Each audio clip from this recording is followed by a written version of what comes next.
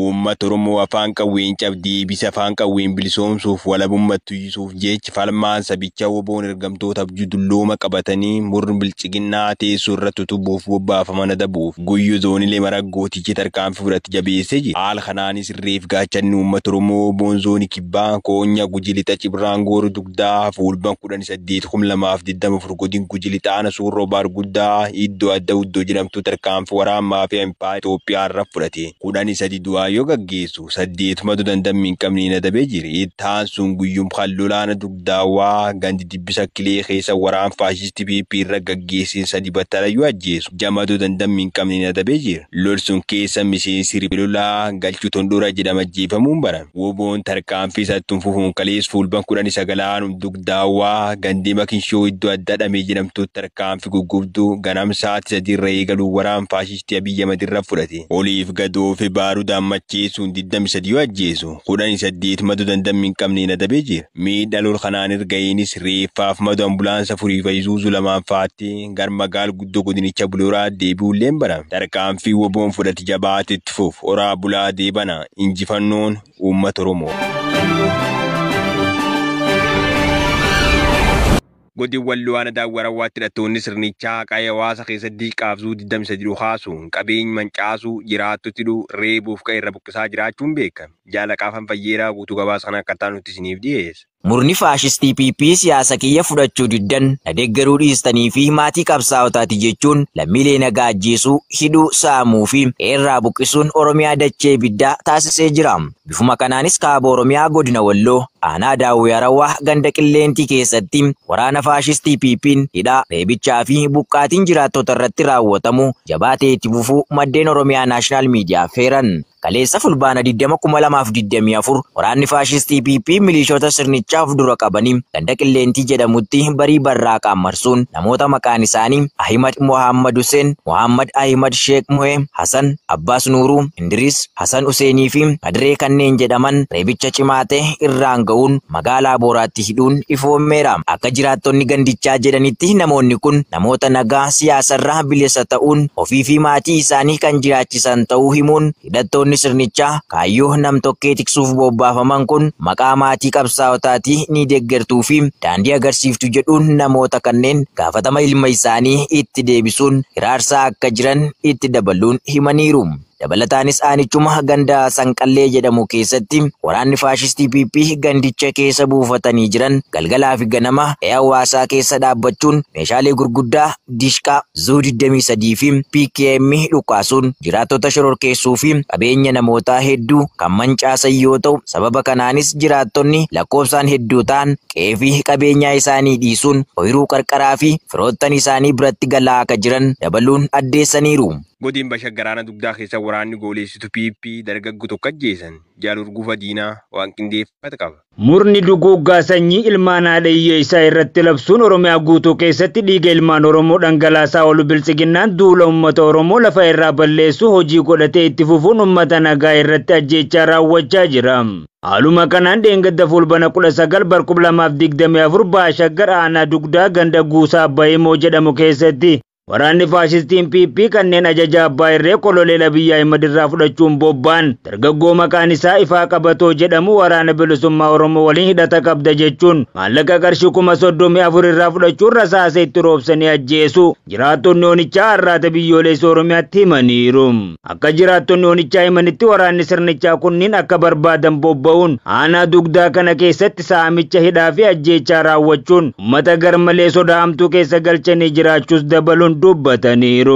Godina Arsii Baanaa Onkolowaa keessa waraanni PP ibiddaan man nama gubuun barbadeessan Jaalacaaluu Roobaa guutuu gabaasa kana akka taanutti isiniif dhiyeessa. Addunyaa kana irratti namni kamuu mirga lubbuun jiraachuu kan qabuu fi jiraachuuf ammoo akkuma ogummaa isaatti wantoota garaagaraa dalagee kan jiraatu yoo ta'u, garuu impaayera Itoophiyaa keessatti uummanni Oromoo faallaa kanaa mootota impaayaratti bulchaniin siyaasa kiyyatti buutan jedhamuun osoo seeraan wal gaafachuun jiru manaa fi lubbuu isaaniin alaataa jiru. Haaluma kanaan godina Arsii Bahaa aanaa Hanqooloo Waabee ganda Maccituu lamaanii keessatti kaleessa fulbaana 2024 waraanni kolonel Abiy Ahmed irraa ajaja fudhachuun uummata nagaatti bobbaafaman qabeenya hawaasaa erga saamaniin booda mana obbo Turii Roobaa jedhamutti abidda shiduun gubanii kan barbadeessuun qarshii 15,000 fi uffata dabalatee saamanii jiraachuu maddeen himan.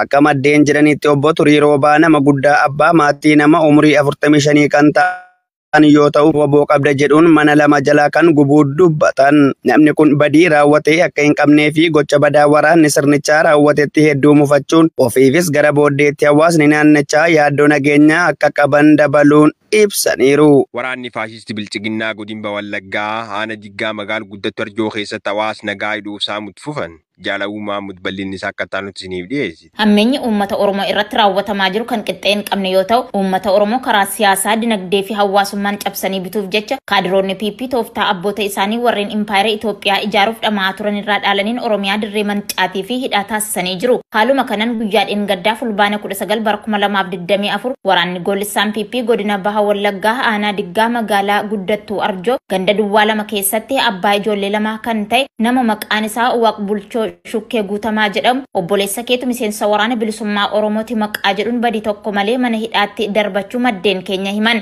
Akka maddeen himanitti namni kun mana hojii rifeensaa dalagatee kan maatii isaa jiraachisu yoo ta'u, nama siyaasa kam keessaayyuu qooda hin qabnee fi hawaasa naannoo biratti jaallatamummaa guddaa qabu ta'us arraata biyyoolessa Oromiyaatti himanii jiru.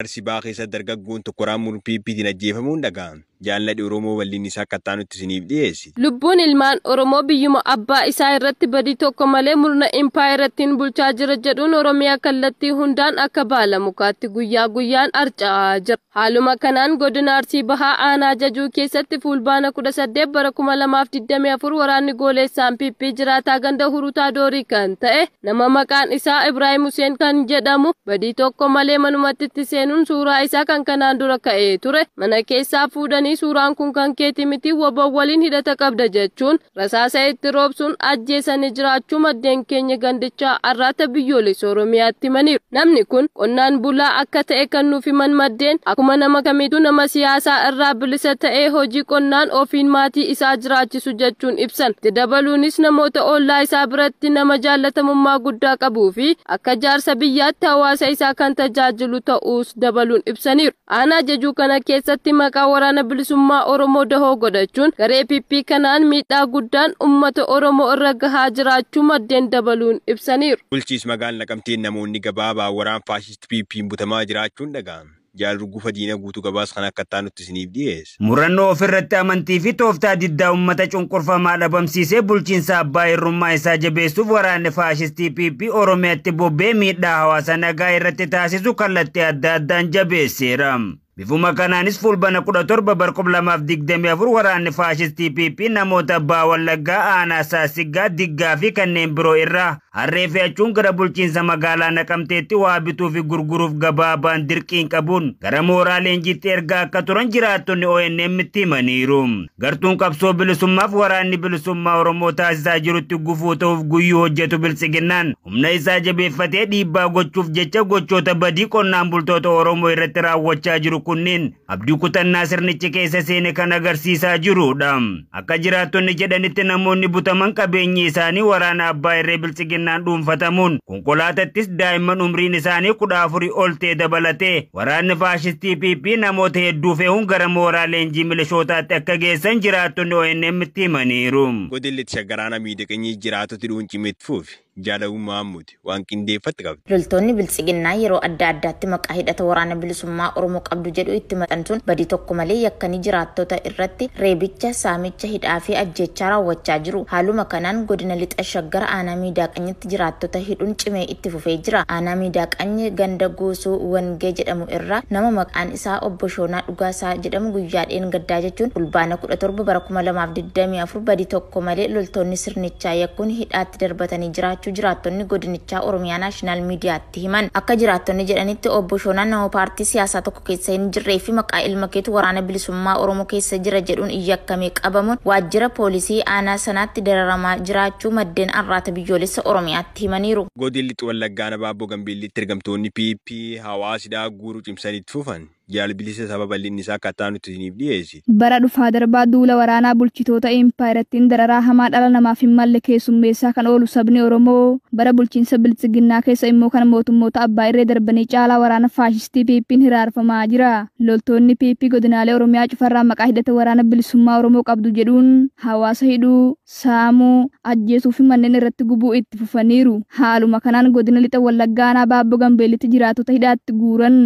Guyyaa dheengaddaa fulbaana 18,2024 namoota maqaan isaanii Wadaajoo Fufaa, Malaakoo Haayiluu, Sultaan Jaallataa, Daawit Bulaa fi kanneen biroo hedduun hidhamanii jiraachuu jiraattonni magaalaa Baabboo eeraniiru. Namoonni kunneenis balleessaa tokko malee iji shakkiin ilaalamuun siyaasa keenyatti buutana maqaa jedhuun akka hidhamanis dabaluun ibsaniiru. Rodees kan biyya laraa arganni yoo dabar pirezidaantii Yuukireen dhaabbilee 42 namoota dhuunfaa ja'a Iraan, Chaayinaa, UAE fi Raashiyaan qoqqobbii kaa'uuf labsii mallatteessan. Jaalnimoona Fayyisaa guutuu gabaas kan akkaataa nuti isiniif dhiyeesse. Pirezidaantiin Yuukireen Vilaadimir Zeeleeniksiin labsii dhaabbilee 42 fi namoota dhuunfaa ja'a Iraan, Chaayinaa, Yuunaayitid Arab Imireetisii fi Raashiyaa irraa dhufan irratti qoqqobbii kaa'uu mallatteessaniiru. Sanadoonni kunneen kamisa darbe hojiirra kan oolan ta'us jimaata kaleessa ganama qofa marsariitii pirezidaantichaa irratti kan dhiyaatan ta'uun ibsameera. Humni qilleensaa Koorpis Warraaqsa Islaamaa Iraan akkasumas dhaabbileen qorannoo dhaabbileen Raashiyaa fi Chaayinaa keessatti galmaan hedduun addatti qoqqobbiin irra kaa'ameera. Ministeera ittisaa Raashiyaa Aleeksaandar Fedorkoof namoota qoqqobbiin irra kaa'ame keessaa tokko. Biyyoonni dhiyaa Iraan duroonii fi misaayila gara Raashiyaatti dabarsite jechuun himatan. Moskoo fi Teheraan lamaan isaaniiyyuu himannaa kana haalaniiru jechuun Aljeziiraan gabaaseera.